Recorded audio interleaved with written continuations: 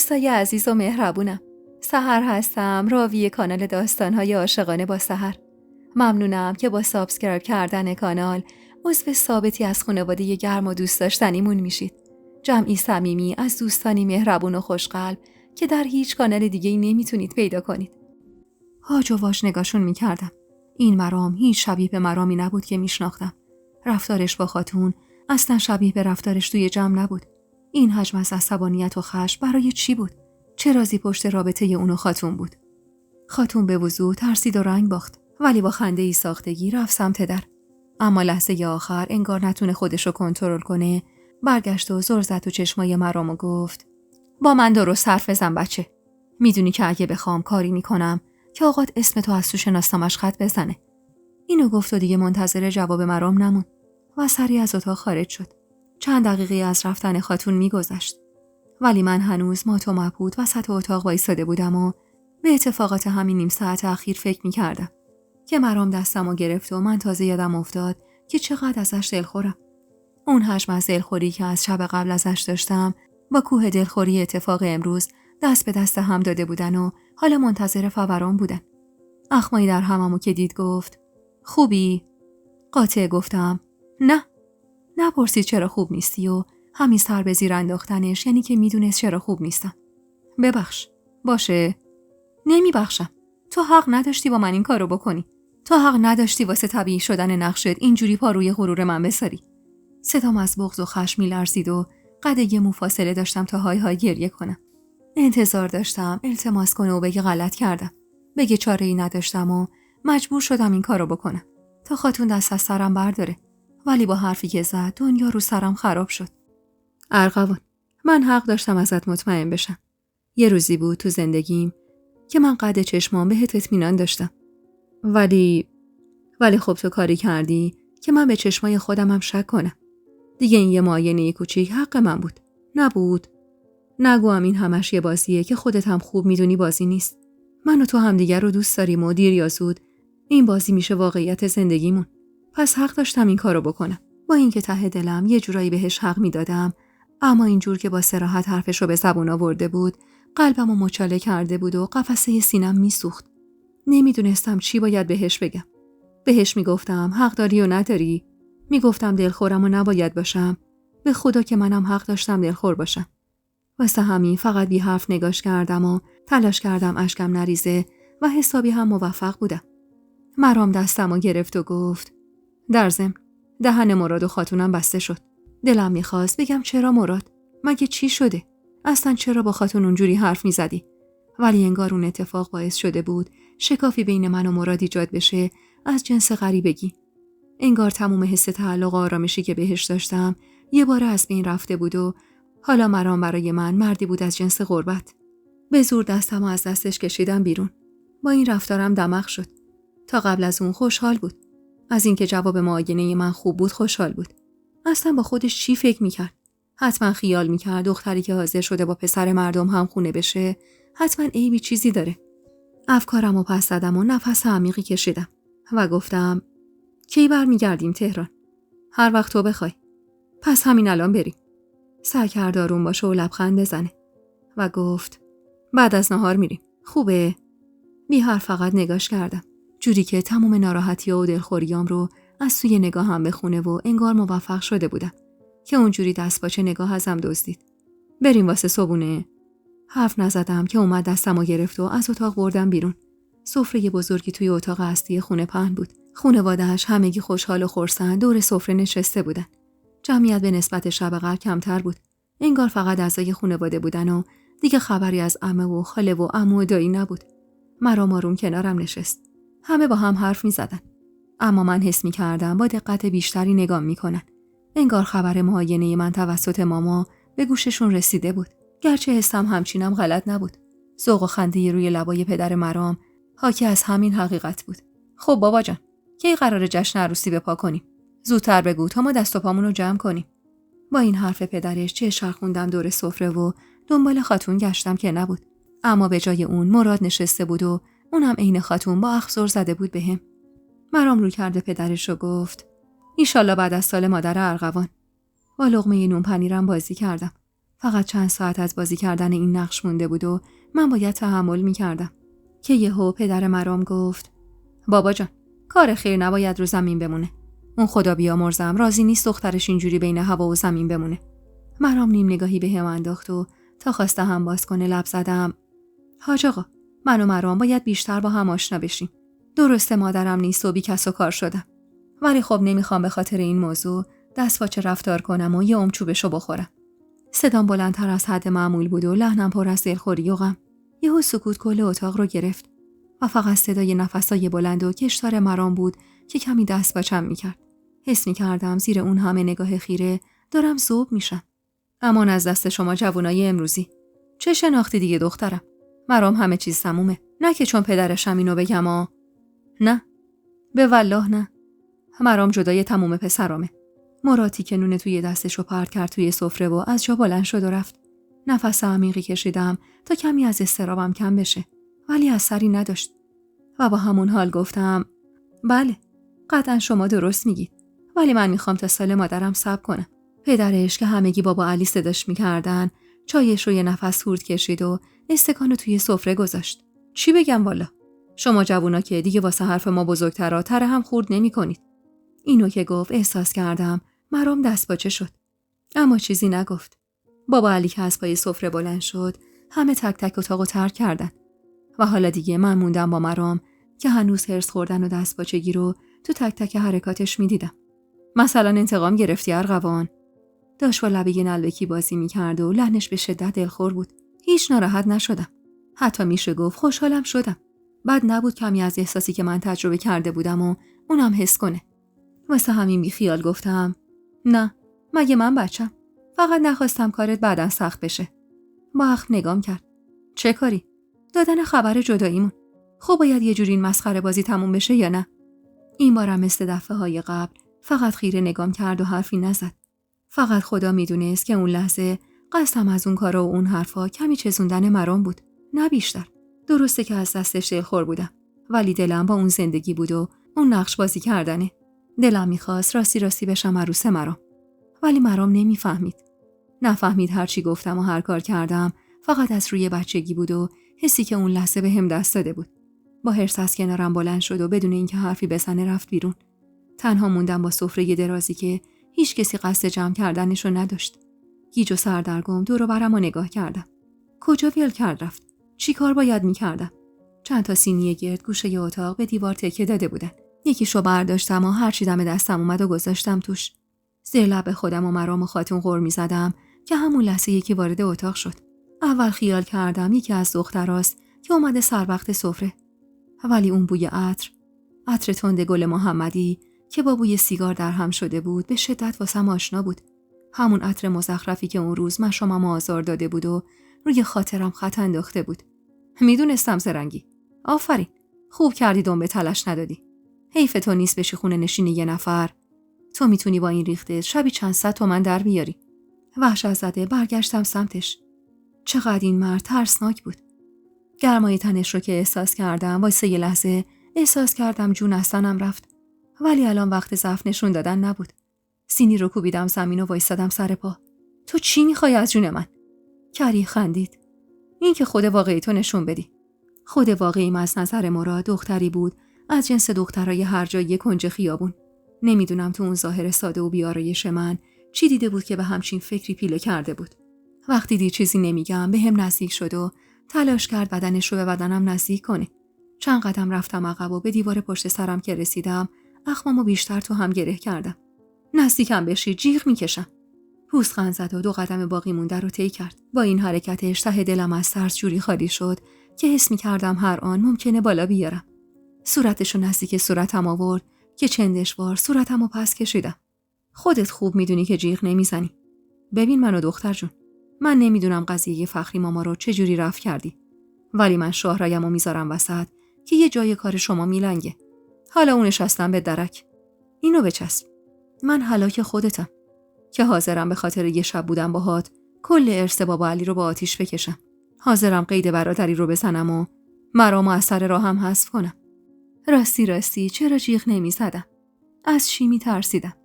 از اینکه آبروم بره یا اینکه جنجال به پا بشه؟ راستش از مرام میترسیدم. از اینکه شاید حرفمو باور نکنه و بشم چوب دو سر سوخته. تلاش کردم با دست پسش بزنم که اون تن لشش ذره‌ای هم تکون نخورد. برو عقب. به خدا اگه نری جیغ میکشم.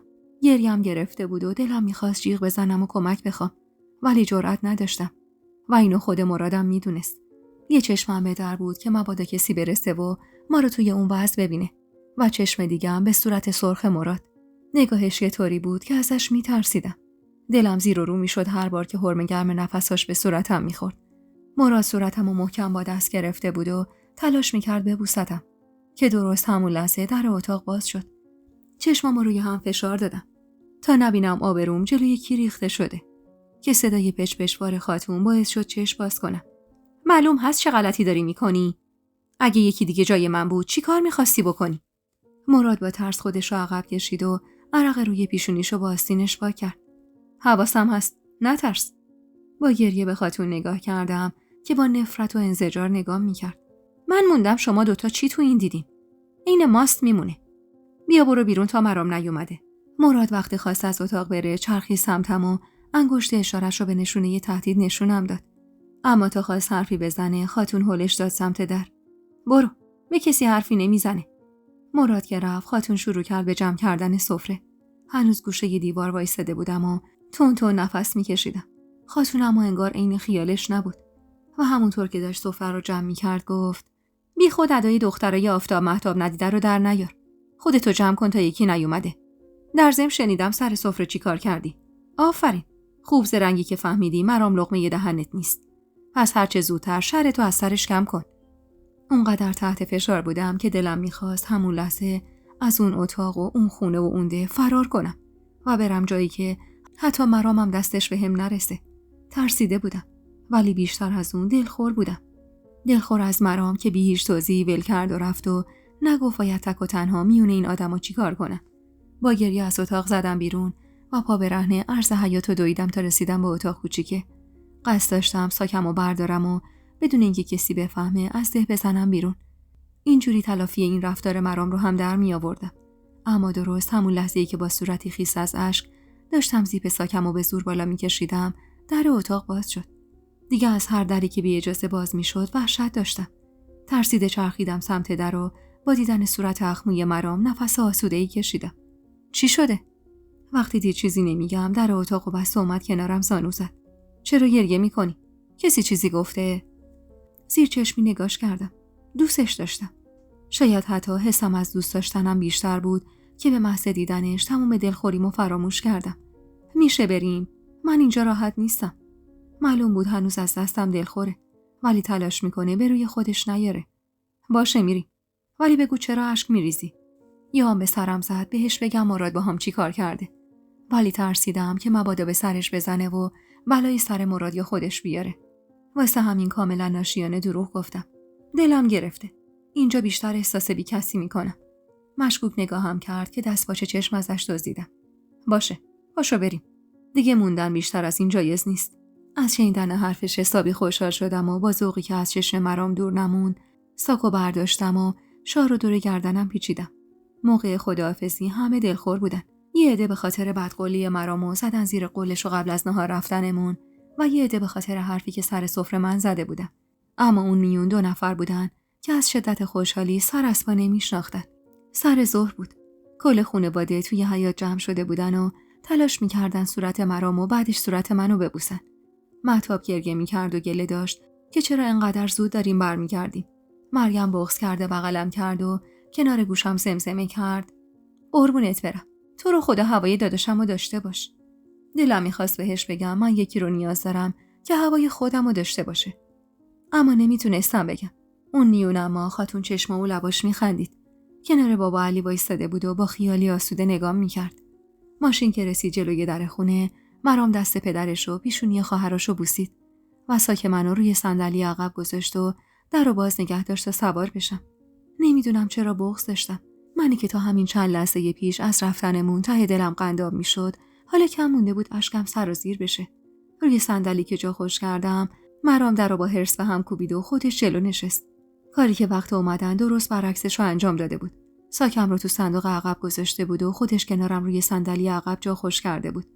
ماشین که راه افتاد دیدم که مهتاب کاسه آب توی دستش رو پشت سرمون خالی کرد. از غم کوچه که گذشتیم بغضم شکست.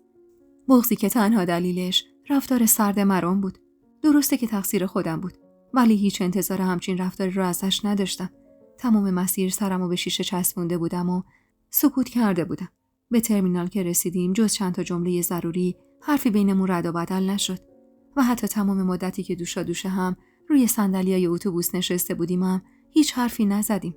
سرم رو به پشتی صندلی تکیه داده بودم و به اتفاقات گذشته فکر می‌کردم. به مرام، به برادرش، به خاتون.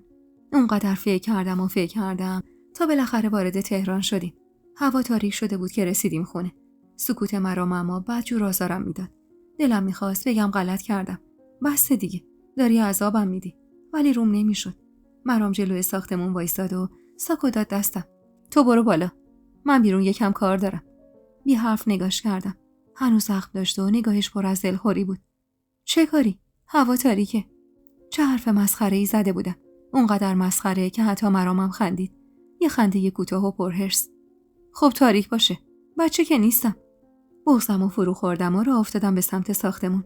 مرام رفت و من کلی توی قفل ساختمون چرخوندم و وارد شدم. رفتار سردش جوری اذیتم می‌کرد که دلم می‌خواست ساکمو بردارم و برم جایی که دیگه چشمم به چشمش نیفته. وارد خونه که شدم تاریکی و تنهایی بیشتر از قبل هم چیره شد. ساکمو گوشه‌ای رها کردم و خودمو انداختم روی کاناپه. حتی چراغ رو هم روشن نکردم. خونه حسابی سرد بود. بوی عطر شمع کاناپه رو پوشونده بود. نفس عمیقی کشیدم و قطره اشکی که گوشه چشمم رو خیس کرده بود با حرص پس زدم. تقصیر خودم بود. نباید باهاشون کارو میکردم. ولی اونم کم تقصیر نداشت. نباید با من اونجوری میکرد. عین دیوونه‌ها با خودم حرف میزدم و گاهی حقو به خودم میدادم و گاهی به مرام. اونقدر اما روی کاناپه دراز کشیدم و به مرام فکر کردم که دست آخر صدای قاروقور شکمم بلند شد. ساعت حدوداً 8:30 شب بود و من حتی اون روز نهار هم نخورده بودم. نگران مرام بودم که تا این وقت شب با شکم گرسنه کجاست. واسه همین تصمیم گرفتم باشم و خونه رو سر و سامونی بدم و شامی سردستی حاضر کنم تا وقتی اومد بتونم از دلش در بیارم. ساعت 9:30 بود و خونه کاملا مرتب شده و کت تام حاضر و آماده. داشتم تلاش میکرد خلال سیب زمینیام یه دست هم اندازه در بیاد که زنگ در خونه در اومد. با خیال اومدنش قلبم هوری ریخت. من عاشق شده بودم. عاشق که حتی با شنیدن صدای زنگ در خونه هم قلبم به تپش میافتاد.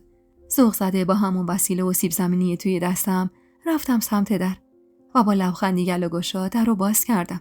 ولی با دیدن کسی که روبروم ایستاده بود لبخند رو لبم ماسید. به به ارغوان خانم، پس کار از کار گذشته دیگه. میشینه خونه واسش آشپزی میکنی؟ بیچاره نازی حق داره ازت بترسه. امثال تو خوب بلدن مردای ساده رو خام خودشون کنن. بابک عوضی بود. اخم کردم و گفتم اینجا چی میخوای؟ پوزخندی تحویلم داد. اومدم ببینمت. سعی کرده رو با دست پس بزنه و وارد خونه بشه که با ترس مانع شدم. برو رد کارت و الا جیغ میکشم. با این حرف خودم اما بلافاصله یاد مراد و ماجرای صبح افتادم و ترسیدم که مبادا بابک هم عین اون مطمئن باشه من همچین کاری نمیکنم. واسه همین گفتم مرام حمامه. تا نیومده برو. قاقا خندید و من وحشت کردم که مبادا صدای خنده‌اش به گوش صاحب خونه برسه. آخه نازی، چقدر تو معصومی دختر. من خودم با چشمای خودم دیدم که مرام گذاشتت خونه و خودش رفت. حتی خبر دارم که رفتید روستا. اصلا چون میدونستم تنهایی اومدم ببینمت. ارغوان، باهات حرف دارم. بذار بیام تو. تلاش کرد وارد خونه بشه که سیب زمینی رو پرت کردم روی زمین و اون وسیله توی دستم و سمتش گرفتم. من چه حرفی با تو دارم مردک؟ برو رد کارت تا نزدم یکیمونو ناکار نکردم. با 2 انگشت انگار که داشت تار مویی رو از ماست بیرون میکشید. اون وسیله رو گرفت و به زور از توی دستم کشید بیرون. ارغوان، من ازت خوشم میاد. تو هم که از من بدت نمیاد. ببین من میدونم اینجا بودنت فقط از سر ناچاریه. پس به حرفم گوش کن. این بار نوبت من بود که پوزخند بزنم. انتظار داری دوباره خام حرفای صدمن غازت بشم؟ همون بارم اگه کارم گیر نبود عمرن خرید نمیشدم. ارغوان، من اشتباه کردم. به خاطر نازی مجبور شدم اون بازی رو راه بندازم و الانم پشیمونم. ببین، من ازت خوشم میاد. میدونم تو هم به من بیمیل نیستی. پس بیا با هم. نذاشتم حرفشو تموم کنه و از سر حرص خندیدم. چی داری میگی واسه خودت؟ کجا بیام؟ نکنه انتظار داری باز پامو بذارم تو اون خونه خراب شدت. اما کور خوندی پسر حاجی. پشت گوشتو دیدی؟ منم میبینی. دستام از شدت حرص میلرزید و داشتم تموم تلاشمو میکردم که صدام بالاتر از حدی نره که به گوش در و همسایه برسه. کی گفت بیای خونم؟ لازم نیست بیای اونجا. ببین این نشونی دفتر کارمه که تازه راه انداختم. اینم شماره گوشیم. فردا بیا اینجا با هم حرف میزنیم. هم کار سراغ دارم برات هم جای خواب. کارت توی دستشو کشیدم و پرت کردم روی پله ها و درو با حرص به هم کوبیدم. قلبم تون تون میزد. ارغوان به حرفام خوب فکر کن.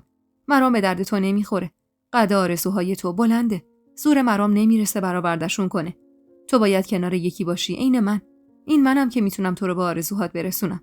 قلبم از شدت ترس تون تون میزد. جوابشو ندادم تا زودتر بره و شرش رو از سرم کم کنه. فقط نگران اون وسیله مونده توی دستش بودم و سیب زمینی افتاده رو پله ها و مرامی که ممکن بود هر آن از راه برسه. قلبمو توی مشتم گرفتم و چشممو روی هم فشار دادم. دیگه صداش نمی اومد و حتما رفته بود. چند تا نفس عمیق کشیدم تا بلکه کمی آروم بشم.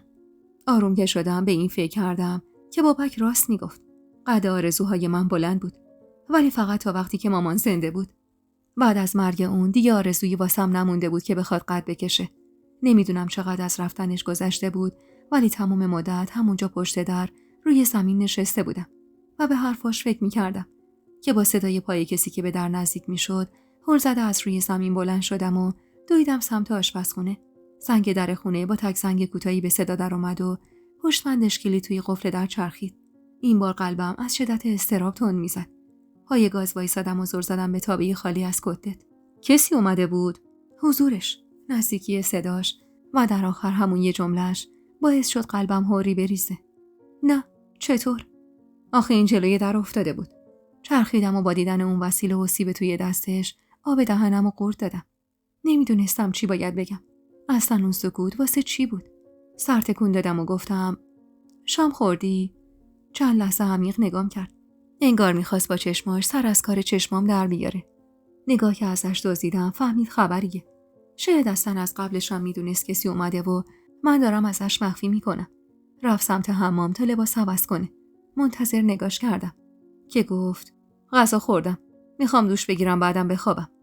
لحنش اونقدر سرد بود که لرز به تنم نشست. غذا خورده بود بدون من، چیزی که توی این مدت اصلا اتفاق نیفتاده بود.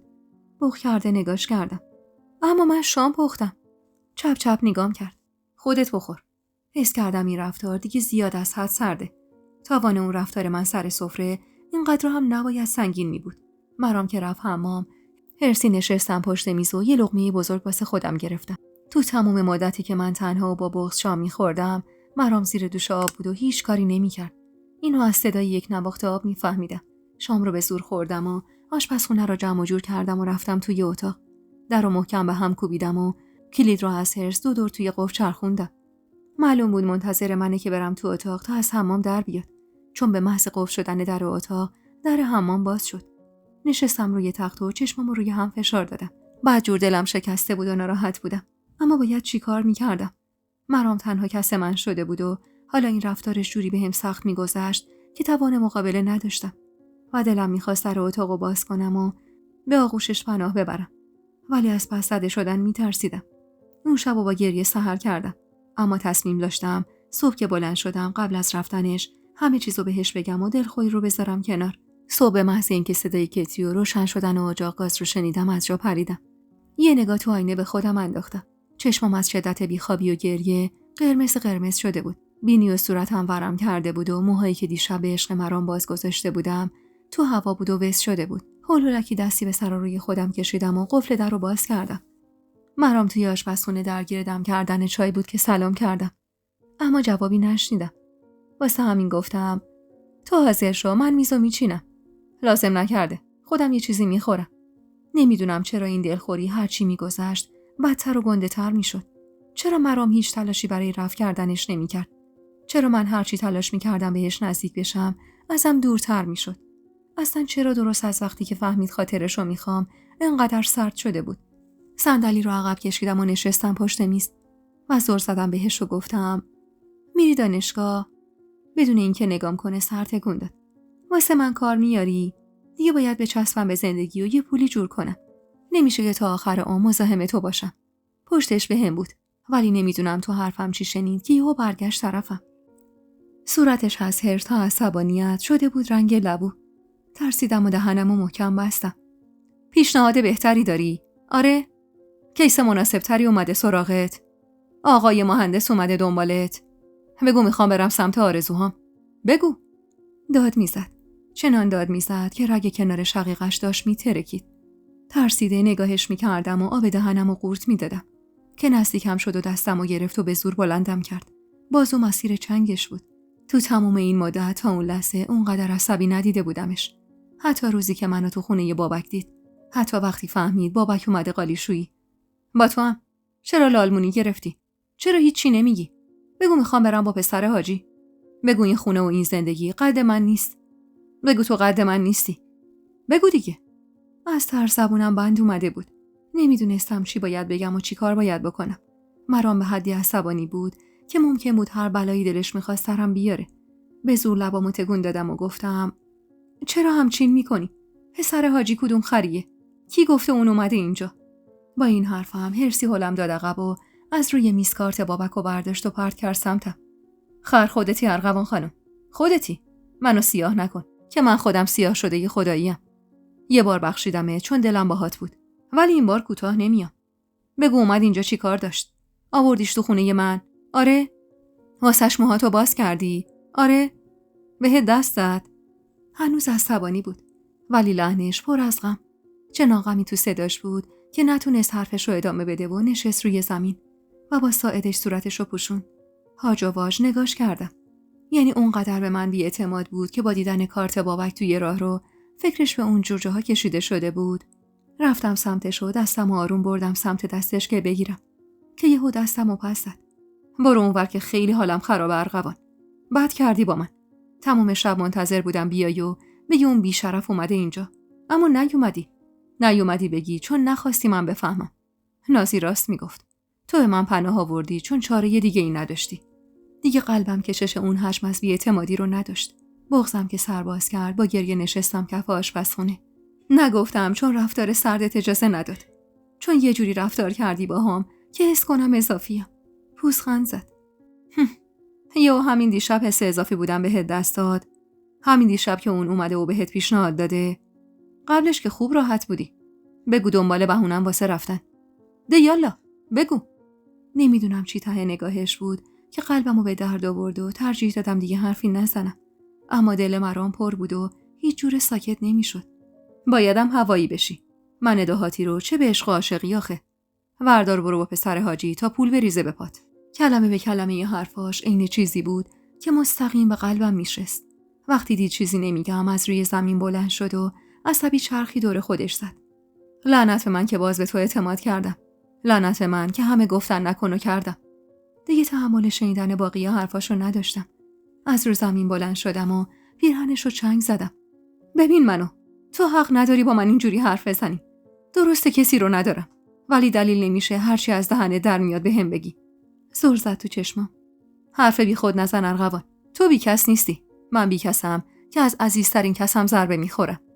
با این حرفش جیگرم کباب شد و سعی کردم هرچی تا اون لحظه بارم کرده نشنیده بگیرم و برم سمتش و همه چیزو توضیح بدم. به خدا اینجوری که تو فکر میکنی نیست. بابک فقط اومده بود. حتی نذاش حرف از دهنم در بیاد و چنان قهقه زد که بند دلم پاره شد. بابک فقط اومده بود عشقشو ببینه. آره؟ اومده بود بعد از چند روز دلی از عزا در بیاره و رفع دلتنگی کنه. اون در لعنتی رو واسه همین 2-3 دور قفل میکنی. آره؟ چون منتظر آقا بابکتی؟ انگار دیوونه شده بود. انگار کامل عقلش رو از دست داده بود. به جنون رسیده بود. ازش میترسیدم. گاهی میخندید و گاهی داد میزد. گاهی لحنش پر از غم بود و گاهی چنان با حرص حرف میزد که آب دهنش عین کف دور لباش جمع میشد. من اما انگار واقعا لالبونی گرفته بودم. نمیدونم چرا یهو سر به زنگا اینطور زبونم قفل میشد. چیزی که در گذشته هستم واسم اتفاق نمیافتاد. فقط نگاش میکردم و گاهی قطره اشک از گوشه چشمم میچکید روی گونم و من با پشت دست پسش میزدم تا لحظه‌ای که حس کردم حال مرام رو به راه نیست. رنگش به کبودی میزد و نفساش نامیزون بود. قفسه سینه‌شو که چنگ زد فهمیدم راستی حالش بده. دویدم سمتشو زیر بغلشو گرفتم. با گریه مرام گریه منم شدت گرفت. به زور کشوندمش سمت کاناپه و درازش کردم. زیر لب تون صلوات میفرستادم و خدا رو صدا میکردم که مبادا بلایی سرش بیاد. هولولکی لیوانی از آب شیر پر کردم و دویدم سمتشو به لبش نزدیک کردم. میلرزید و لباش از هم وا نمیشد. مرام تو رو خدا یه قلوب بخور. چرا اینجوری شدی یهو؟ زنگ بزنم اورژانس. قفسه سینه‌اش تون بالا و پایین میشد و صورتش رو از شدت درد در هم کرده بود. تو رو خدا پاشو بریم بیمارستان. سر تکون داد که یعنی نمیخوام و من ناچار کنارش نشستم و شروع کردم به ماساژ دادن قلبش. همونایی که واسه مامان بلد بودم. چون ناخودآگاه یاد مامان افتادم و حالم بدتر شد. تنش داغ بود و قلبش زیادی تند میزد. دکمه‌های پیرهنش رو باز کردم و قفسه سینه‌اش رو آروم آروم ماساژ دادم. چین و چروک صورتش کمتر شده بود و حالا داشت از لای پلکای نیمه بازش نگاه میکرد. ازش خجالت میکشیدم. از اینکه باعث و بانی این حالش بودم بدترین احساس ممکن رو داشتم. هنوز 2 دستم روی قفسه سینه‌اش بود و در حال ماساژ قلبی بودم که مچ دستمو با دست راستش گرفت. دستش رو کرد لای موهات. نگاش کردم و همزمان با تکون دادن سرم قطره اشک که از چشمم چکید روی سینه‌اش. باور نکرد. به خدا که حرفمو باور نکرد و من اینو از نگاه دلخور و نگرانش خوندم. اعتماد مرام به من یک بار شکسته شده بود و من به زور بند زده بودمش. و حالا این چینی بند زده شده دوباره افتاده بود زمین و دیگه امیدی بهش نبود. با درد چشماشو بست و من که حس کردم حالش کمی بهتره از ماساژ دادن دست برداشتم. به خدا نذاشتم بیا تو خونه. دیدی که اون سیب زمینی اون وسیله جلوی در افتاده بود. چون دعوامون شد. چون نمیخواستم بیاد داخل. حتی کارتش رو که خواست بهم بده پرت کردم وسط راه پله‌ها. من حرف میزدم اما اون هیچ واکنشی نشون نمیداد. واسه همین نفس عمیقی کشیدم و از جام بلند شدم که یهو گفت خودش گفت وقتی دست تو موهات میکنه انگشتش لای فر موهات گیر میکنه. موهاتو براش باز کردی؟ آره. من حتی یه بارم موهاتو لمس نکردم. یعنی دلم نیامده. حس میکنم موهات برام مقدسه. نباید همینجوری بهشون دست بزنم. آخ که چه دردی داشت حرفش. اون لحن مغموم و مغلوب که انگار تو جنگ تن به تن با رقیب شکست خورده بود، جگر هر غریبه‌ای رو با آتیش میکشید. چه برسه به منی که دلم گیر دلش شده بود. برگشتم سمتش. آروم روی کاناپه دراز کشیده بود و چشماشو بسته بود. ولی ردش کنار شقیقش برق میزد. مرام، تو حرف اونو باور میکنی یا منو؟ چشم باز کرد و زل زد به صورتم. شاید اگر اون روز و اون لحظه میگفت و همه چیز جور دیگه ای رقم میخورد. ولی حیف که نگفت و همین نگفتن و سکوتش بود که آتیش به جون عشقمون انداخت. هم من و هم مرام میدونستیم این عشق تازه پا گرفته نیاز به مراقبت داره. ولی از جانب مرام شک و تردید مانع بود و از جانب من خامی و بیعقلی. اگه اون زمان عقل الانمو داشتم میشستم کنارش و هر جور شده بود قانعش میکردم که از من خطایی سر نزده. ولی حیفا و دریغا که نکردم. نمیگم غرور مانعم شد، چون دیگه غروری در کار نبود. چیزی که اون لحظه مانع من میشد احساس سرخوردگی و شکستی بود که داشتم. تک تک حرفاش عین نیش به جونم نشسته بود و من دیگه توان مقابله و کشمکش نداشتم. پناه بردم به اتاق و سر فرو کردم توی بالش و تا میتونستم زار زدم. به حال خودم، به حال مرام، به حال زندگیم که یه لحظه آروم نمیگرفت. چند دقیقه بعد صداش رو از پشت سرم شنیدم. ارغوان، من بزرگ شده یه روستام. اونجا زن‌ها جلوی محارمشون هم حجاب دارن. من غیر از سرم میشه. سختم زندگی اینجوری. سختم هر روز فکرم پی عشقم باشه که مبادا با غریبه دم خور بشه. من دارم عذاب میکشم ارغوان. یه کاری کن که این قلب من آروم بگیره. مغزم با شنیدن حرفاش داغ شد. سرمو از تو بالش کشیدم بیرون تا نگاهش کنم. اما رفته بود. چی کار میتونستم بکنم؟ چجوری میتونستم آرومش کنم؟ صدای بسته شدن در خونه که اومد، اشکم دوباره سرازیر شد. هر جفتمون داشتیم عذاب میکشیدیم. دلیلش رو هم میدونستم. اما نمیدونستم چاره دردمون چیه. عشق من، حضور من داشت مرام عذاب میداد. مرام دلباخته من بود و نبوده اعتمادش به من داشت عذابش میداد. من شیفته و دلباختش بودم و این وضعیت نابسامان داشت عذابم میداد.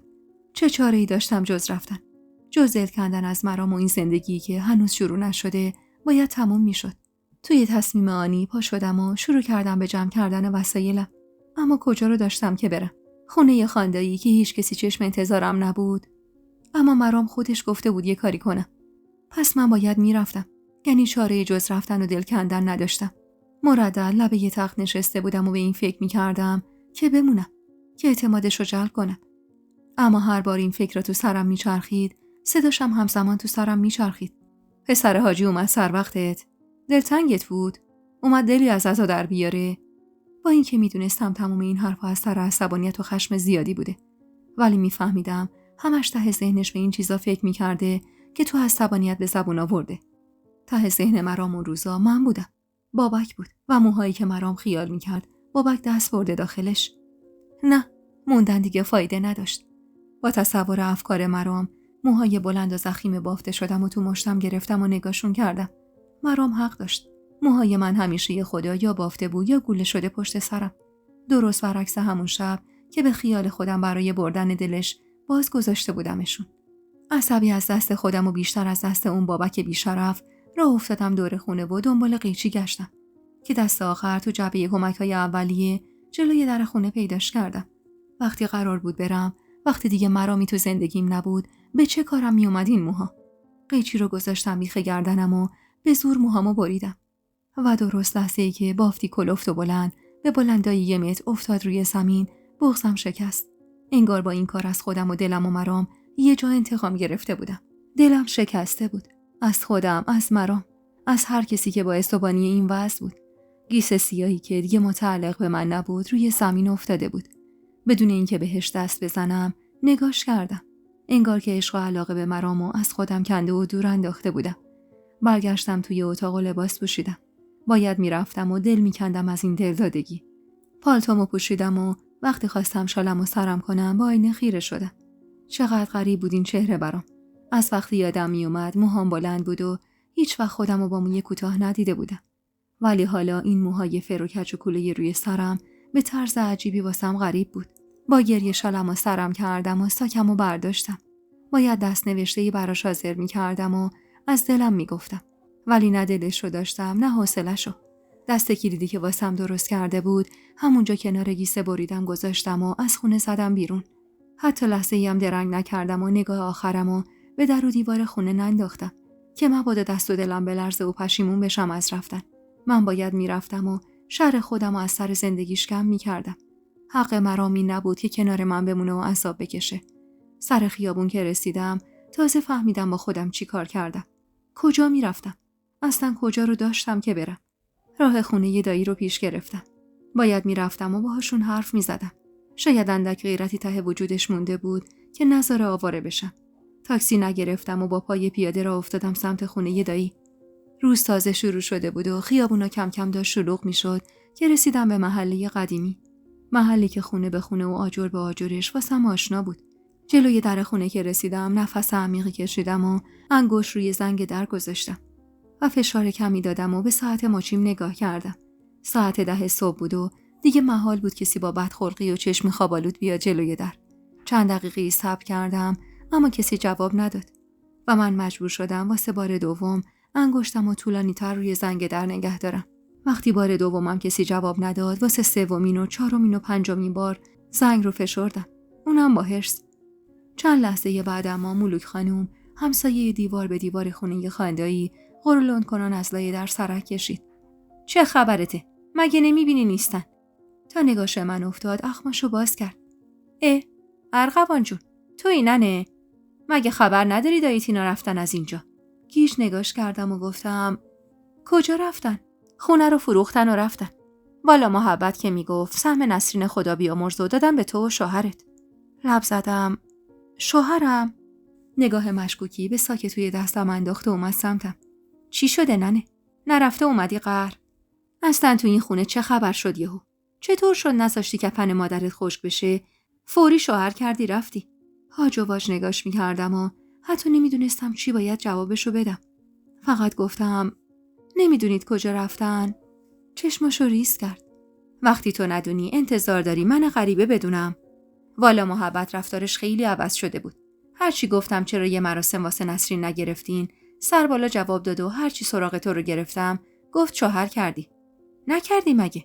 اصلا کجا بودی این مدت؟ از مولود خانم چه آبی گرم میشد برام. جز اینکه اینقدر سوال جوابم میکرد و فضولیش بخوابه. زیر لب ازش تشکر کردم و راه رفته رو برگشتم. پسندایی آخرین تیرش رو هم حواله قلبم کرده بود. اون کمر همت بسته بود واسه حذف کردن من از زندگی خودش و پسرش. و اتفاقا خیلی هم خوب موفق شده بود. حیرون و سرگردون وسط خیابون مونده بودم. چی کار باید میکردم؟ گردن خم میکردم و برمیگشتم سمت خونه مرام. شاید اون آخرین و محالترین کاری بود که میشد انجام داد. به خودم که اومدم دیدم جلوی در رستوران حاج محمود وایسادم و خیره شدم به تابلوی سردرش. آخرین امیدم حاجی بود.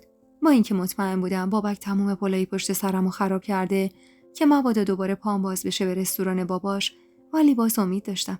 امیدم به مروت و جوانمردی حاجی بود که شاید اگه میفهمید چی به روزم اومده قبولم میکرد. پله ها رو با ترس بالا رفتم و تا خواستم وارد بشم عمو ناظم صد راهم شد. پارسال دوست، امسال آشنا ارغوان خانم. خجالت زده سر به زیر انداختم. خیال میکردم ماجرای دزدی خیالی از داخل رستوران رو همه میدونن، ولی رفتار گرم و بدون غرض عمو ناظم چیز دیگه ای میگفت. بی معرفت، نباید یه خداحافظی با ما میکردی و میرفتی؟ بعد از چند لحظه انگار تازه متوجه ظاهر آشفته و شال سیاه روی سرم شد که لبخند روی لبش ماسید. چیزی شده دخترم؟ خوبی؟ بغض کردم. نیاز داشتم به یه آشنا که حالمو بپرسه و دردمو بشنوه، ولی انگار زبونم نمیچرخید بگم چی شده. واسه همین فقط به همین 2 جمله اکتفا کردم. حاجی هست؟ کار واجب باهاش دارم. با نگرانی سر تکون داد. آره تو اتاقشه. نگرانم کردی ارغوان. سر تکون دادم و بدون اینکه جوابشو بدم راهی اتاق حاجی شدم. همین که کسی از ماجرای دزدی خبر نداشت، کورسوی امیدی بود. ضربه آرومی به در زدم و منتظر جوابش شدم. چای نمیخوام. آروم لای در رو باز کردم و با خجالت وارد شدم. سلام حاجی. سرگرم دفتر دستکای زیر دستش بود که با شنیدن صدام که قطعا به گوشش آشنا بود تیز و تند سر بلند کرد. تویی؟ اینجا چی میخوای؟ خجالت زده سر به زیر انداختم. اجازه میدید بیام تو؟ حرف دارم باهاتون. چند لحظه مکث کرد و درست این وقتی که عصبی بود نفس عمیقی کشید. بیا ببینم باز چه دسته گلی به آب دادین شما. وارد اتاق شدم و در رو پشت سرم بستم. به صندلی جلوی میزش اشاره کرد و من بی حرف نشستم رو همون. خب گوشم با توه. نمیدونستم باید از کجا شروع کنم، ولی قصد داشتم تمام ماجرا رو راست و حسینی واسش تعریف کنم. از به بسم الله تا نون پایان. کمی این دست اون دست کردم، اما بالاخره رشته کلامو دستم گرفتم و هر چیزی که شده بود و رو دلم سنگینی میکرد و گفتم. از مامان، از ابراهیم و وسطی که باب دلم نبود، از پول پیشی که کم داشتیم و از پسرش و پیشنهادی که داد و من از سر ناچاری قبول کردم. به ماجرای مهمونی که رسیدم از شرم و خجالت و البته ترس عرق شرم نشست روی پیشونیم و ساکت شدم. حاجی اخم کرده گفت خب. داشت تسبیح شاه مقصود توی دستشو با حرص و تند دور میداد. نقشه بود حاجی، تا منو جلوی چشم کارگر قالیشویی سیاه کنه. باقی ماجرا رو با گریه گفتم. همه چیزو تعریف کردم تا امروز و دقیقاً همون لحظه‌ای که روبروش نشسته بودم. حرفام که تموم شد، نفس عمیقی از سر سبکی کشیدم و به پشتی صندلی تکیه زدم. الان انتظار داری من برم گوشه بابکو بکشم؟ نه اون بچه است نه تو. جفتتون مقصر بودین و هستین. حتی بیشتر از اون خودتو. سرمو انداختم پایین و لب یزیدم که گفت ببین دختر، من از اول میدونستم یه ریگی به کفش این شازده پسرم هست که یهو هوس کرده بیاد رستوران کار کنه، ولی فکرشم نمی‌کردم نقشش این باشه. خیال می‌کردم واسه جیب من کیسه دوخته. همون وقت که دیدم پشت سر تو راه میفته باید فکرشو می‌کردم، نه که صبر کنم تا گندش در بیاد و در و همسایه بهم خبر برسونن پسرم دختر برده خونه. صدای تپش قلبمو با جفت گوشام میشنیدم. حاجی نگاه نافذی بهم انداخت و سر تأسف تکون داد. راستش همون وقت که یهو ناپدید شدی و داخل رستوران خالی شد، باید میفهمیدم اون دختری که رفته خونه بابک تو بودی. هول زده سر جام نشستم و تا خواستم حرفی بزنم، حاجی دستشو به علامت سکوت و هوا تکون داد. میدونم. عین چشمان بهت اعتماد دارم و میدونم کار تو نبوده. من همون قدری که پسر ناخلفمو میشناسم، تو رو هم میشناسم. کار بابک بود تا پای تو رو از اینجا ببره که خب نیازی به این کارش نبود. تو همون وقتی که پا گذاشتی تو خونش، رزق و روزی خودتو بریدی. بغض کرده لب ورچیدم. اما حاجی، به خدا من مجبور بودم. مجبور نبودی دختر. خونه و سرپناه داشتی. فقط دل جای بهتری میخواست. الانم دیگه از من کاری ساخته نیست. بهتره بری تا بابک نرسیده. چون خوش ندارم تو رو اینجا ببینه و بفهمه که من فهمیدم دزدی دخکار خودش بوده. هیچ باورم نمیشد که حاجی به همین راحتی دست رد به سینم بزنه.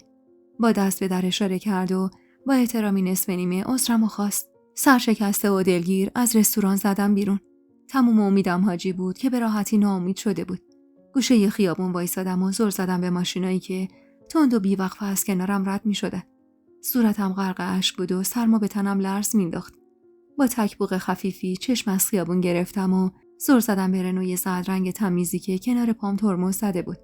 برسونمت خوشگله. چشخوره‌ای نثارش کردم و گفتم مزاحم نشو آقا. راننده که پسری بود تازه بالغ شده با صورتی ستیغ اخم کرد و گفت چیه؟ منتظر ماشین بهتری؟ شبی چند حساب میکنی؟ من واسه امشب 200 تومن میدم بهت. نگاش کردم. 200 تومن پول کمی نبود و به اون ریخت و قیافش نمیخورد که از این پولای مفت داشته باشه. پولی که نتیجه 2 هفته زحمت من تو رستوران حاجی بود. و حالا این پسر واسه یه شب خوشگذرونیش پیشکشم میکرد. حالم داشت از اون شرایطی که توش بودم به هم میخورد. با یادآوری انگشتای ترک خورده مامان و چشمای ضعیفش که قرون به قرون پولش رو با زحمت به دست می آورد تا به قول خودش من سر سفره حلال بزرگ بشم، تمام تنم لرزید. از اینکه مبادا مجبور بشم روزی تن به این خفت بدم. نه، هرگز. امکان نداشت اگه از گرسنگی و بیجایی می مردمم تن به این طور حقارت و رذالتی بدم. از فکر که در اومدم رنوی زرد رفته بود. حتما با خودش خیال کرده بود با دیوونه این چیزی طرف شده. چند لحظه بعد سوار تاکسی شدم و وقتی راننده ازم سوال کرد کجا برم، تنها چیزی که از نوشته‌های روی اون کارت به یادم مونده بود و به لب آوردم. خیابون ولیعصر. درست 5 دقیقه بعد وسط خیابون ولیعصر ساک به دست وایساده بودم و با دقت تابلوی سردر تمام مغازه‌ها و دفترها رو رصد می‌کردم. حتی یادم نمیومد اسم دفترش چیه. البته که حقم داشتم. من اون کارتو شاید یه نظر دیده بودم. اونم زمانی که تو دستای مرام بود. همینطور که چشم میچرخوندم یهو یکی از تابلوها به نظرم آشنا اومد. دفتر مهندسی بابک محمدی. نفس راحتی کشیدم و قبل از اینکه از پله ها بالا برم اخمامو درهم کردم. انگار که طلبکاری بودم که چند فقره چک بی محل از مهندس داشت. دفتر بابک طبقه بالای مغازه‌ای بود که عطر میفروخت. پله ها رو بالا رفتم و قبل از اینکه وارد بشم دستی به پالتو و شالم کشیدم. بوی رنگ و نفتی که تو فضا پیچیده بود نشون از تازه‌کاری دفتر بود. ضربه‌ای به در زدم و با شنیدن صداش وارد سالن شدم. سالن که نمیشه گفت. اتاقکی بود 3x3 با یه میز کوچیک و 3 تا صندلی ظریف چرمی کنار دیوار. داشتم با دقت به دور و برم نگاه می‌کردم که صداش به گوشم خورد. فکر نمی‌کردم به این زودی بیای. چشم از تابلوی برج بلندی که روی دیوار بود گرفتم و زل زدم به صورت ذوق زده و خوشحالش. حالا که می‌بینی اینجا. هنوز زخم روی صورتم بود که گفت حالا چرا اینقدر طلبکار؟ خواستم بگم به خاطر اینکه زندگیمو نابود کردی، ولی نگفتم. خواستم بگم به خاطر آبرویی که ازم بردی و عشقی که ازم دزدیدی، ولی بازم نگفتم و فقط سعی کردم اخممو کمتر کنم. اینجام چون نیاز به کار دارم. همین. اونم یه کار آبرومند. خیال نکن میام خونت یا مثل دفعه قبل. پرید وسط حرفم. ارغوان، بیا گذشته رو فراموش کنیم. ببین من نیاز به منشی دارم. یه دستی به صورتت بکشی میتونی منشی خوبی واسم باشی. گفتم جای خواب چی؟ من فعلا خونه ندارم. تا زمانی که بتونم کمی پول دست و پا کنم باید جای خوابم بهم بدی. خندید. پس راستی از خونه مرام زدی بیرون. چنان خوشحال بود که چشماش از ذوق برق میزد. دوباره گره اخممو بیشتر کردم و گفتم بله به لطف شما. لحن تند و کنایم رو نادیده گرفت و کف دستاشو به هم مالید. خب تو خونه خودم یه اتاق بهت میدم. اصلا میتونی مستخدم خونمم باشی. خوبه؟ پوزخندی زدم. تا یه بار دیگه آبرومو ببری. کلافه نفسشو بیرون داد. قرار شد گذشته رو فراموش کنی. الان تو به من نیاز داری و من به تو. چشمامو ریز کردم و گفتم اون وقت تو چه نیازی به من داری؟ به پشتی صندلیش تکیه داد و پا رو پا انداخت. من به تو کمک میکنم زندگیت بیفته رو غلطک. تو به من میکنی نازی به عشقش برسه.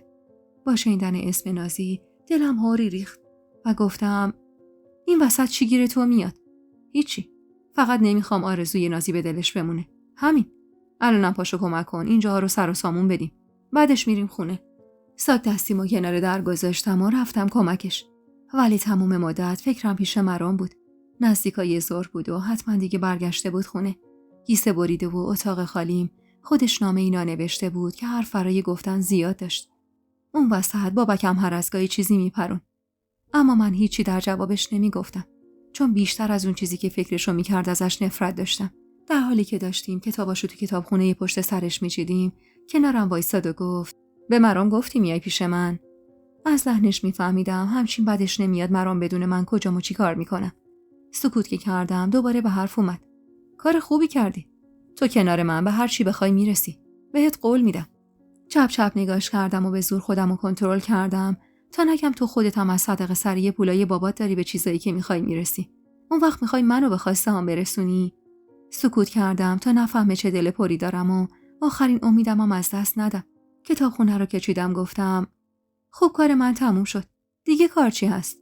نگاه دقیقی به سر تا پام انداخت. سر آستین پالتوم و انگشتام رنگی شده بود. فقط تمیزکاری کف مونده و چیدن اتاقا که بهتره بذاریم واسه فردا. الان بهتره دیگه بریم خونه. اسم خونه رو که می آورد ته دلم خالی می شد. هیچ دوست نداشتم باهاش هم خونه بشم. چون ذره‌ای بهش اعتماد نداشتم. اون اصلا شبیه به مرام نبود. اما چاره چی بود؟ اونقدر بیراه و بیکس بودم که هیچ راهی برام نمونده بود. پشیمون از اینکه از خونه مرام زده بودم بیرون، ساک دستیمو برداشتم و بابک در دفتر رو قفل کرد. ماشینش خیابون پشتی دفتر پارک بود. تمام مدت پشت سرش راه میرفتم و مدام اطرافو میپاییدم که مبادا مرام دنبالم باشه. دروغ چرا؟ تمام اون لحظات دلم میخواست سر و کله مرام از تو کوچه‌ای خیابونی جایی پیدا بشه و به زورم شده دستمو بگیره و برم گردون خونه خودش. با اینکه با پای خودم از اون خونه رفته بودم، ولی دلم اونجا کنار همون گیسه بریده جا مونده بود. سوار ماشین که شدیم از شدت خستگی سرمو به پشتی صندلی تکیه دادم و چشمامو روی هم گذاشتم و به این بدبختی که وسطش افتاده بودم فکر کردم. دایی من، تنها کسم تو زندگی بعد از مامان نسرینم، اینطور تو این دنیای بیرحم و اون شهر درنده‌اش منو رها کرده بود به امون خدا. جوری که من از فرط بیکسی و بی سرپناهی مجبور بودم پناه ببرم به مردی جوون و غریبه که اصلا نمیدونستم قراره کنارش چه اتفاقاتی واسه من بیفته. اون روز من از صبحش به هر دری زده بودم اما بسته بود و دست آخر به دری زده بودم که هیچ دلم نمیخواست. ماشین که از حرکت ایستاد چشم باز کردم. جلوی یه آپارتمان شیک وایساده بودیم. تصورم از خونه بابک همون خونه ویلایی کسایی بود که آبروم توش گرو مونده بود. ولی حالا جلوی در آپارتمانی غریبه بودیم. نگاه پرسشگرم و که دید لبخند زد. یه لبخند دندونمای دخترکش. البته نه دختری که قلبش لبالب نفرت بود ازش. اینجا خونه‌ای که خودم گرفتم. اونجا که تو مد نظرته خونه‌ای که حاجی برام گرفته تا به قول خودش آدم بشم. نتونستم جلوی پوزخند زدنمو بگیرم و این از چشمش دور نمون. پیاده شو پس. آپارتمان تازه ساخت بود و شیک. نگهبانی داشت و آسانسوری بزرگ. ساک به دست پشت سرش با پاهایی لرزون وارد خونه‌ای شدم که درست تو طبقه 7 ساختمون بود. خونه بزرگ بود و شیک و عیونی، ولی به قول مامان نسرین خر با بارش گم میشد. چنان شلخته و شلوغ بود که بابک با پا رخت چرکای کف راه رو پس میزد تا بتونیم وارد سالن بشیم. چند وقته که کارگرم نیومده تمیز کنه به این روز افتاده. یعنی اگه تو نمیومدی فردا پس فردا لای این لباسا گم میشدم. با انزجار به زمین و بعد به صورتش نگاه کردم. میخندید و هیچ عین خیالش هم نبود. یه دست مبل راحتی وسط سالن بود که روش پر بود از حوله و پتو و رخت چرک. گوشه سالن میز بیلیارد کوچیکی بود که جای توپ و چوب بیلیارد روش پر بود از بشقاب پوست تخمه و ظرف غذاهای کثیف و شیشه نوشابه. بابک با دست لباسای روی مبل ریخت روی زمین و خودش رو روش جا داد. میتونی از همین لحظه شروع به کار کنی. پا رو پا انداخته بود و حس کردم لحنش پر از تحقیره.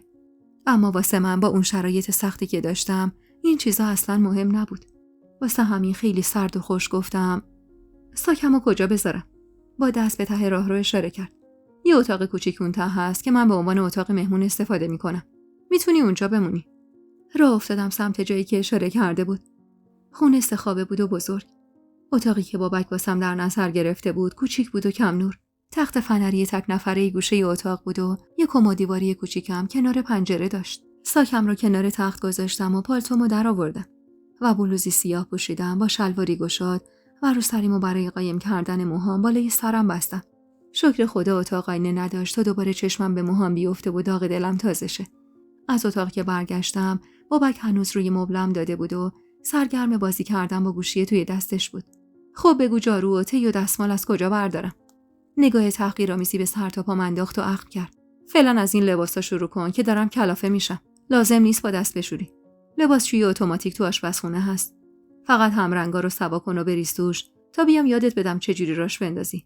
تا اون لحظه همچین ماشین لباسشویی ندیده بودم. لباسشویی زندایی محبت و قلو بود، اما مال بابک یه غول گنده بود که خودش تموم کار لباسا رو انجام میداد و حتی به نظر من لباسا رو بیچورو و نیمه خشک تحویل میداد. 10 دقیقه بیشتر طول نکشید تا کار کردن باهاش رو یاد بگیرم. لباسا رو انداختم تو ماشین و راه افتادم تو خونه واسه انجام باقی کارا. تو عمرم اونقدر لباس چرک نشسته یه جا با هم ندیده بودم. بابک همچنان پا روی پا انداخته بود و با یه حالت تحقیرآمیزی نگاه میکرد. میز بیلیارد رو جمع کردم و تمام ظرفای نشسته رو داخل سینک ریختم. آشپزی هم بلدی؟ داشتم آخرین لیوان تو سینک آب میکشیدم که برگشتم و نیم نگاهی بهش انداختم. پیرهنش رو در آورده بود و با یه زیرپوش سفید و شلوار راحتی 2 خط به اوپن تکیه داده بود. گفتم یادت رفته من کارگر رستوران بابات بودم؟ در حالی که میخندید گفت آخ راست میگی، ولی من هیچ خوشم نمیاد قیمه و قرمه بخورم. دلم سالاد میخواد و غذای فرنگی. با حرص خندیدم. پس باید دنبال یه کارگر فرنگی میگشتی، نه من. دوباره خندید. عیب نداره، یاد میگیری. فعلا اینجاها رو جمع کن که شب مهمون داریم. نازی قراره بیاد. با شنیدن اسم نازی لیوان شیشه‌ای از تو دستم سر خورد و افتاد رو زمین و 1000 تیکه شد.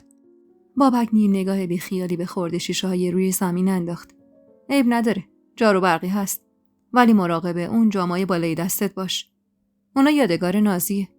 جایی رو که با چشم نشون داده بود و نگاه کردم. تو کابینت در شیشه‌ای بالای سینک 6 تا جام نوشیدنی بزرگ بود که سر و ته گذاشته بودنشون. همونقدر که حاضر بودم رگ گردنمو گرو بذارم واسه عشق خاتون به مرام، همونقدرم حاضر بودم رگ گردنمو واسه عشق بابک به نازی بذارم. چشمامو ریز کردم. تو که اینقدر خاطرشو میخوای چرا داری تلاش میکنی دستشو بذاری تو دست مرام؟ یهو اخماش رفت و هم. من و نازی از بچگی با هم بزرگ شدیم. واسه همین خاطرشو خیلی میخوام. پس تموم تلاشمو میکنم که حسرت عشق به دلش نمونه. با دقت نگاش کردم. گردن بلند و کلفتش از همیشه کشیده تر شده و رگ قلمبه که احتمالاً شاه رگش بود سمت چپ گردنش به چشم میخورد. چشمای درشتش درشتر شده بود و سرخ بود که نشون میداد حرفم حسابی عصبیش کرده. بی خیال بحث شدم و شروع کردم با دست جمع کردن شیشه های لیوان که بابک رفت و جارو برقی رو آورد و گذاشت کنار پام. با این جمع کن. لحنش درست شبیه به لحن صاحب خونه و خدمتکار بود. این لحن و رفتار زشتش باعث شده بود خیلی بهم بر بخوره. ولی نه برای اینکه دلم نمیخواست خدمتکار باشم. بهم بر میخورد چون خیال میکردم با استوبانی این حال و روز من فقط و فقط خودشه. و چقدر دلم میخواست تقاص تک تک این روزا رو ازش بگیرم. آشپزخونه که جمع شد دیگه خونه تقریبا تمیز شده بود. داشتم به این فکر میکردم که نازی قراره کی بیاد. که بابک حاضر آماده جلو روم سبز شد.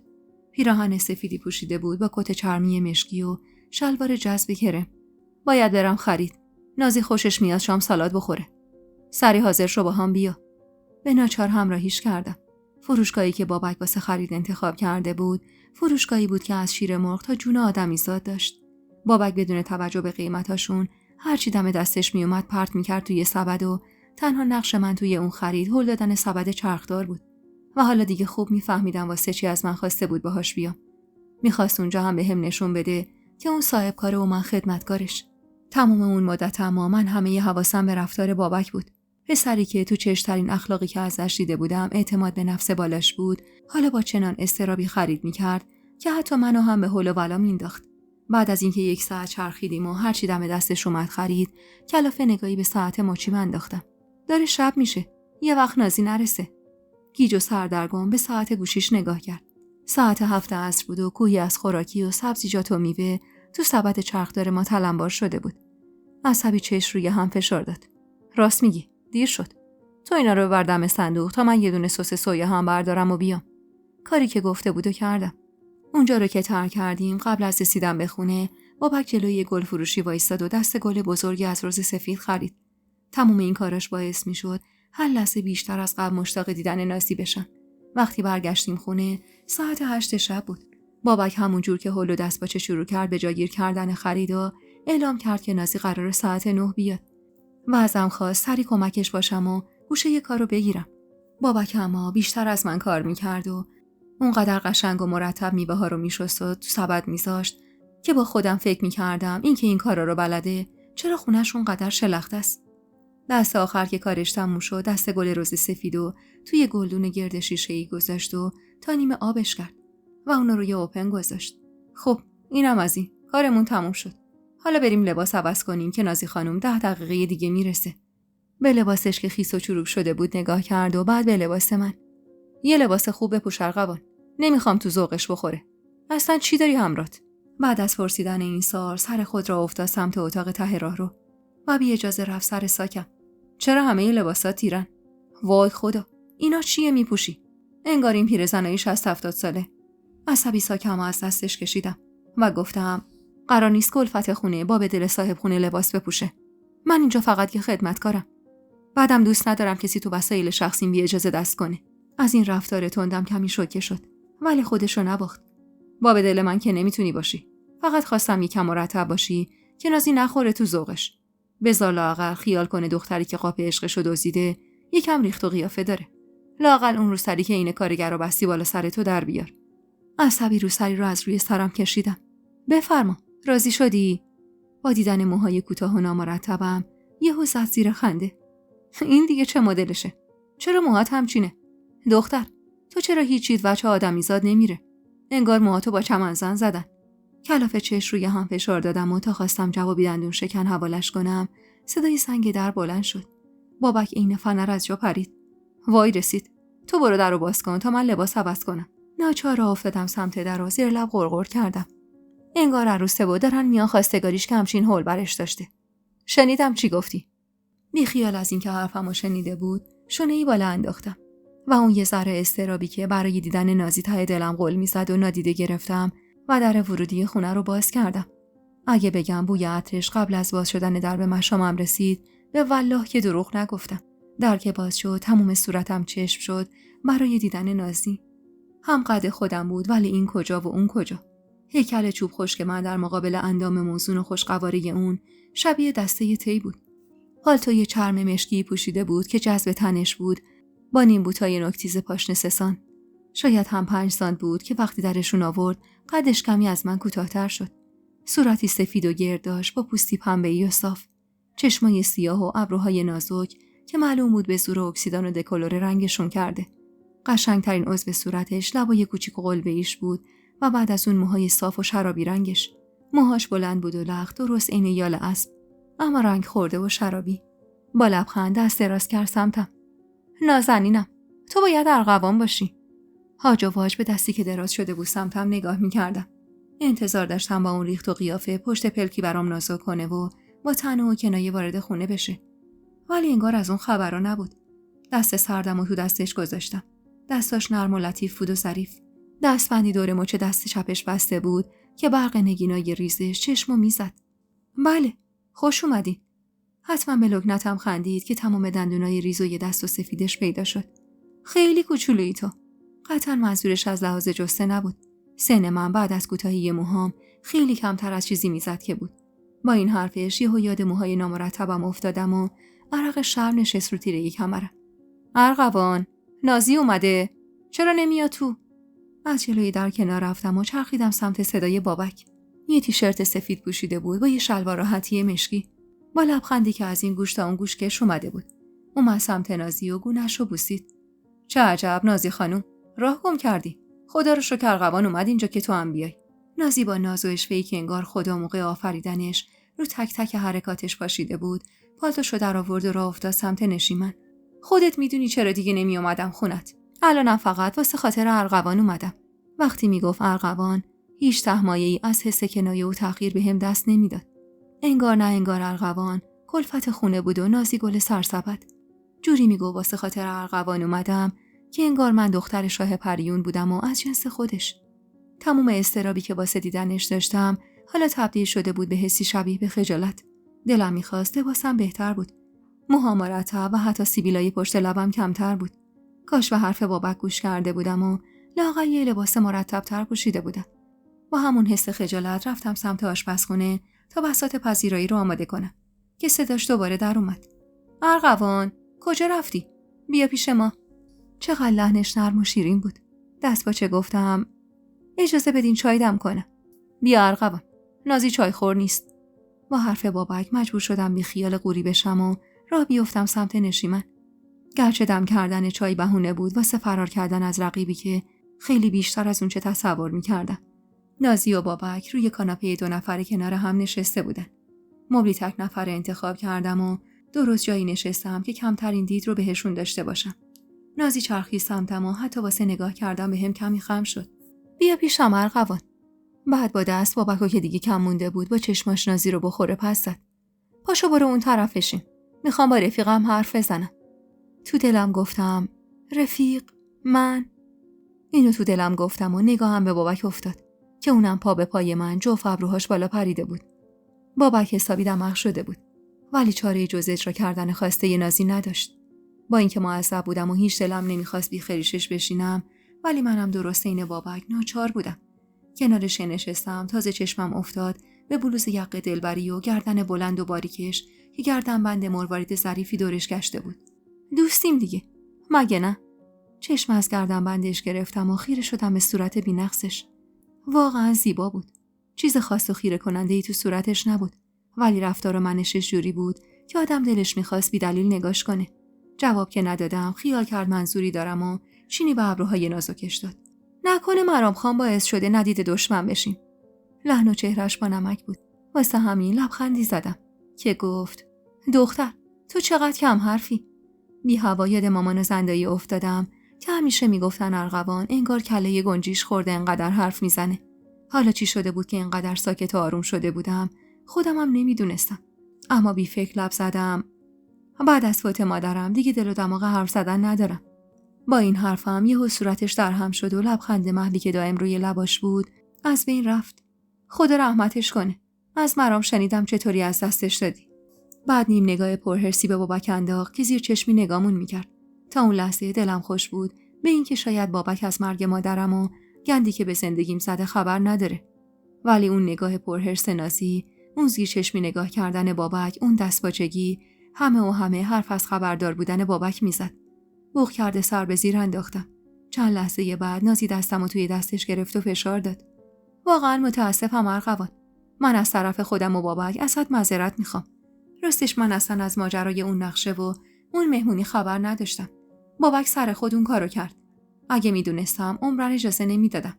از لحن صادقانش حس میکردم که راست میگه.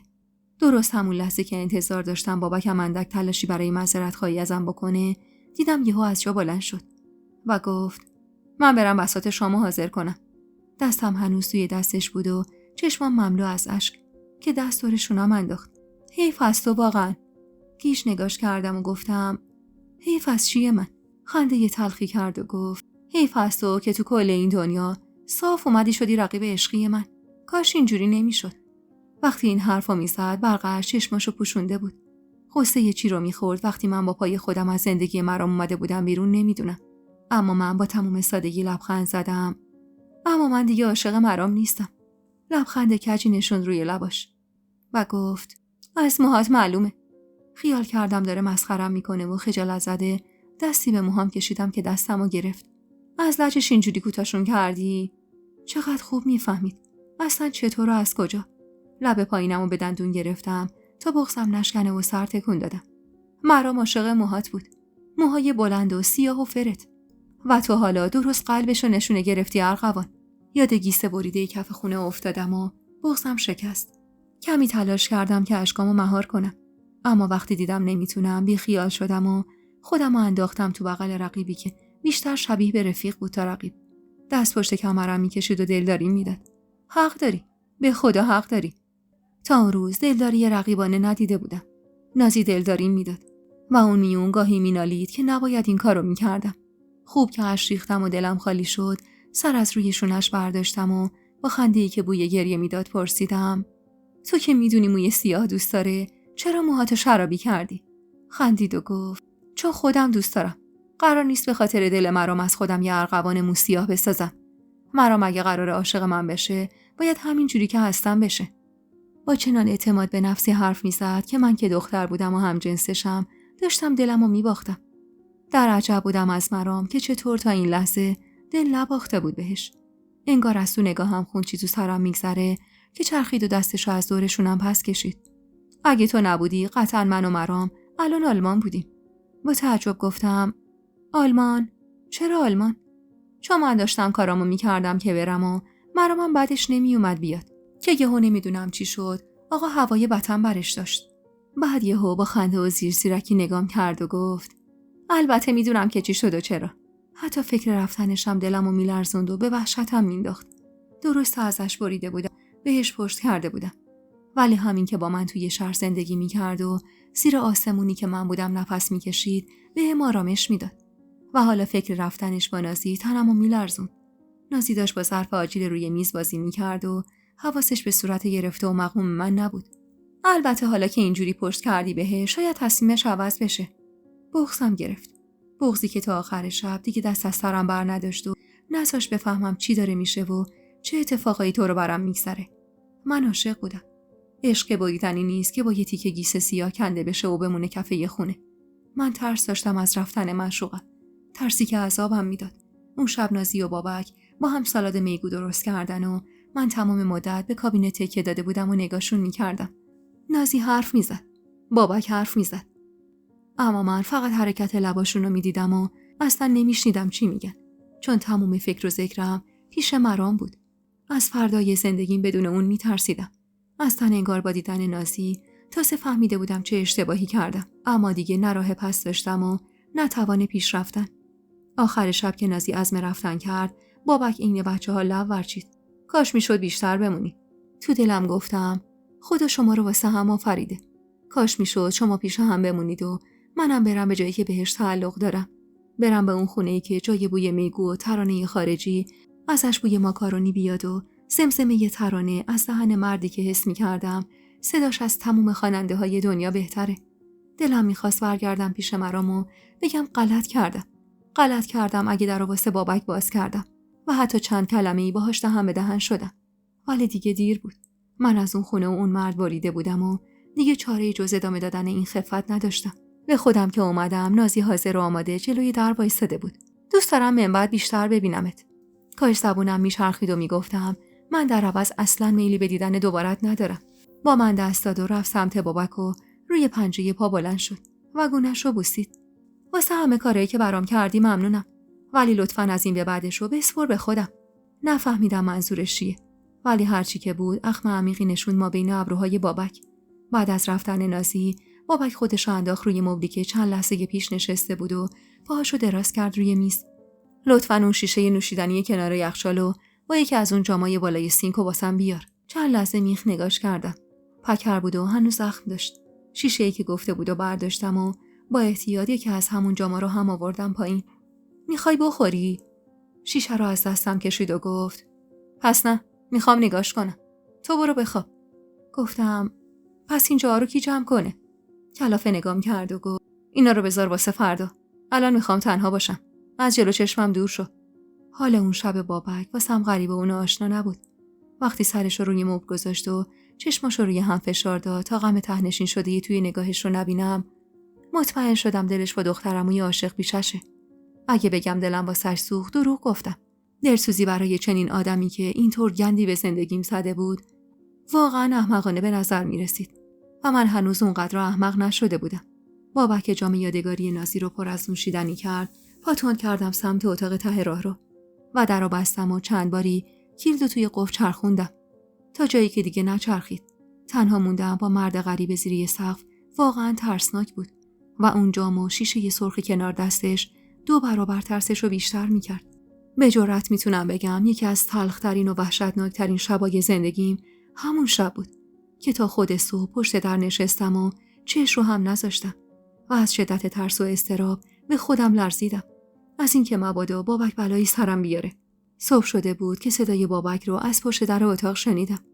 ارغوان، خوابی؟ پاشو باید بریم شرکت. پاشو. دستی به گردن خود شدم کشیدم و پا شدم و قفل در رو باز کردم. بابک با چشمای سرخ پشت در ایستاده بود و زل زده بود بهم. دیشب ترسوندمت. سر تکون دادم و گفتم نه، خیلی خوب. برو یه چیزی بخور، زود بیا پایین، منتظرتم. من صبحونه نمیخورم. هولکی لباس پوشیدم. پالتو نوعی که خودم خریده بودم با شال مشکی و شلوار مشکی. با صدای بسته شدن در خونه، هولکی کیفمو برداشتم و رفتم توالت و سرسری آبی به صورتم زدم و نیم نگاهی تو آینه به خودم انداختم. چشمام گود رفته و پوستم رنگ پریده و خسته بود. موهایی که تا دیروز سفت و محکم پشت سرم می‌بافتم، حالا تو هوا لول شده بود و زیر شال پف کرده بود. و طوره باریک ازش روی پیشونیم افتاده بود که اگه کسی از حال روزم خبر بود و میدیدش، خیال میکرد به عمد انداختمش بیرون. هرسی هوله شدم زیر شال و دویدم سمت در و از خونه بیرون زدم. بابک تو پارکینگ تو ماشین نشسته بود و با انگشت شست و سبابه پیشونیش رو ماساژ میداد. با دست به شیشه ماشین کوبیدم. نمیخوای در خونه رو قفل کنی؟ بی‌حوصله نگام کرد. بیا بالا. لازم نیست، اینجا امنه. شونه بالا انداختم و ماشین رو دور زدم و سمت شاگرد نشستم. راه که افتادیم زیر چشمی نگاش کردم. عقل داشت و از اونجا که هیچ ترانه‌ای پخش نمی‌شد، میفهمیدم حسابی بی‌حوصله است. واسه همین پرسیدم امروز چه کاری باید انجام بدیم؟ تمیزکاری و چیدمان رو امروز تموم می‌کنیم، از فردا دیگه شروع به کار می‌کنیم. رفیقم فریدم میاد. سکوت کردم و تو صندلی گرم و نرم ماشین فرو رفتم و به خیابونای خلوت و سرد تهران خیره شدم و به مرام فکر کردم. یعنی الان تو چه حالی بود؟ از نبودم قصه می‌خورد یا نفس راحت می‌کشید؟ حتی با فکر کردم بهش هم بغضم می‌گرفت. ماشین که از حرکت ایستاد، قبل از بابک پیاده شدم و وارد ساختمون دفتر شدم. هیچ حوصله قیافه دماغ و بغ کردش رو نداشتم. پشت در بسته دفتر که رسیدم، ناچار منتظر موندم تا بیاد و در رو باز کنه. بی‌حوصله و بی‌اعصاب‌تر از قبل رسید اونجا. کلید رو با حرص از دستش گرفتم و در رو باز کردم. آره، دست تو باشه بهتره. شاید یه روزایی من دیر بیام. نگاش نکردم و رفتم تو دفتر. کیفم رو روی صندلی گذاشتم و بدون اینکه بابک چیزی بگه شروع کردم به تمیز کردن کف دفتر با جارو. بابک هم گاهی کمک میکرد و گاهی عین مجسمه خیره میشد به جایی نامعلوم. نمیدونم چقدر مشغول بودم که از شدت تشنگی و گرسنگی بود که دست از کار کشیدم و کمر صاف کردم. میشه برم یه چیزی بخورم؟ دوباره این مترسک وسط اتاق وایساده بود و خیره شده بود پنجره رو به خیابون که یهو یکی خورد و چرخی سمت صدام. آخ، معذرت میخوام. الان میرم یه چیزی میخرم و میام. جوری تند و با عجله رفت که مات و مبهوت به جای خالیش نگاه کردم و با خودم گفتم معذرت خواست از من بابت گرسنه موندنم. اگه واسه گرسنه موندنم معذرت خواهی میکنه، پس چرا هیچ عین خیالش نیست که به خاطر عشق کذاییش به دخترموش گند زده به زندگیم؟ عصبی خودم رو انداختم روی صندلی چرخدار و چرخ محکمی زدم. اتاق دور سرم چرخید و من کلافه و عصبی پا روی زمین کشیدم تا از حرکت بایسته. صندلی درست روبروی پنجره وایساد و من تازه اونجا متوجه شدم که برف شروع به باریدن گرفته. خوب یادمه اون برف دومین برف اون سال بود. بغض کرده زل زدم به آسمون. برف اول که باری زندگیم جور دیگه ای بود و اصلا انگار منم ارغوان دیگه ای بودم. پا برهنه و جیغ جیغ کنان دویدم تو حیاط و این بچه‌ها داد زدم مامان برف میاد، برف. صندلی از پنجره اتاقش سرک کشید. یخ میکنی ارغوان جون. مامان هول کرده شال و کلاه و دمپایی برام آورد و من حتی اون سر خوردنش روی پله ها رو هم یادمه. حتی اون دلی که ازم لرزید موقع زمین خوردنش. چی به سر زندگیم اومد یهو؟ کجا رفت اون خوشی و خوشبختی؟ چرا اون موقع ها حالیم نبود چقدر خوشبختم؟ من چرا هیچ وقت قدر خوشبختیمو ندونستم؟ چرا هر وقت از دستش دادم تازه فهمیدم که چقدر خوشبخت بودم؟ من حتی تو خونه مرامم خوشتر از حال الانم بودم. صورتم که از اشک خیس شد تازه فهمیدم بغضم سروا کرده. از گشنگی که گریه نمی‌کنی انشالله. از صدایی که درست از بیخ گوشم میومد دستم رو روی سینم گذاشتم و هینی گفتم نه ترس بابا، منم. تو چرا یهو تغییر موضع میدی؟ گریه چرا؟ حق داشتم از دستش عصبانی باشم. هرسی اشکامو پس زدم و گفتم یاد مامانم افتادم. این بار منتظر نشدم حرفی بزنه یا حتی دلداری بده. و دست بردم سمت نایلون خریدشو، پاکت شیرکاکائو و کیکو در آوردم. خوش سلیقه بود، هم توی غذا، هم توی لباس، هم توی انتخاب یار. من واقعا متاسفم ارغوان. قوطی شیرکاکائو تو دستمون. نگاش نکردم چون حس کردم صداش معذبه. وقتی دید نه حرفی میزنم نه حتی حرکتی میکنم، اومد سمتم و درست روی میزی که من روی صندلیش نشسته بودم یه لم نشست. نمیخوام منو ببخشی چون میدونم نمیتونی، ولی بدون واقعا پشیمونم. این بار نتونستم نگاش نکنم. باید میدیدم ته نگاهش پشیمونی هست یا نه.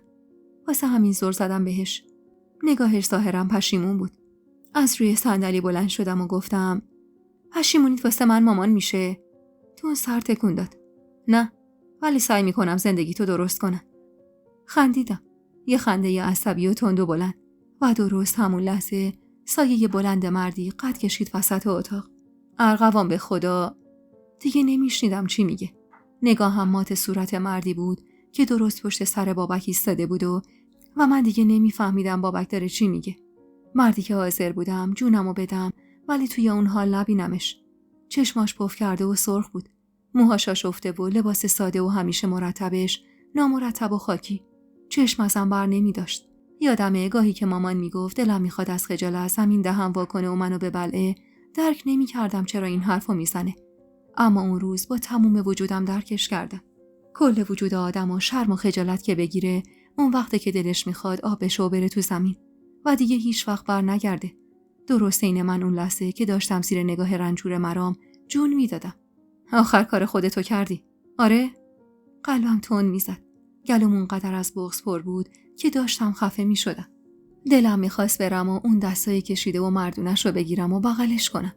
اصلا اون لحظه که با بغض به بابک نگاه کرد، حاضر بودم حتی واسه اون دونه های برف روی شونشم جون بدم. منو فروختی به این. البته حقم داری. من کجا؟ پسر حاجی کجا؟ آخ لعنت به من. لعنت به من و این مغز معیوبم که اینجوری به زندگی و عشقم گند زده بودم. بابک از روی میز پرید پایین. بس کن مرام. بذار ما زندگیمونو بکنیم. من و ارغوان دلمون با همه. بذار ارغوان کنار من قد بکشه. کاش اون لحظه میزدم تو دهن بابک و راستشو به مرام میگفتم. مرامی که ته مرام و مردونگی بود. کاش نمیذاشتم پسر حاجی همه چیزو جوری جلوه بده که خودش دلش میخواد. کاش اون لحظه که بابک برای اولین بار دستمو گرفت و چشمای مرام دو میزد یه حرفی میزدم. ارغوان وصله تن تو نیست مرام. برو به زندگیت برس. برو دیگه هیچ وقت این ورا پیدات نشه. نگاه مرام به دست من بود که هنوز توی دست بابک بود. کاش لااقل دستم رو پس میکشیدم. چرا اون لحظه‌ای که باید یه حرکتی میزدم شده بودم عین یه مجسمه و یه چوب خشک. مرام فقط نگام میکرد. شاید منتظر بود حرفی بزنم و کاسه کوزه پسر حاجی رو به هم بریزم. چند لحظه خیره نگام کرد. خیال کردم همین الاناست که حمله کنه به بابک و یه مشت بخوابونه تو صورتش. ولی برخلاف تصوراتم یه قدم آروم به عقب برداشت و بی حرف پشت کرد بهم و همون جور که پشتش بهم بود دست راستش رو آورد بالا. ارغوان، من فقط یه فرصت دیگه بهت میدم. اونم به خاطر دلم. با هم میای. دست کشیدش میلرزید و چشم من از هجوم اشک تار میدید. دلم با رفتن بود. رفتن با کسی که تمام قلبم خواستنش رو فریاد میزد. اما عقلم میگفت مرام و غیرتش دیگه هیچ وقت منو قبول نمیکنه. بابک شاید فهمیده بود که دلم برای برگشتن لرزیده که دستمو محکم‌تر گرفت. مرام که دستشو تو هوا تکون داد، اسممو جذب کردم و گفتم دوستای عزیز و مهربونم، یک دنیا ممنونم که تا پایان این قسمت همراه هم بودید و خوشحال میشم اگه نظراتتون رو در مورد این قسمت توی کامنت ها با ما به اشتراک بذارید.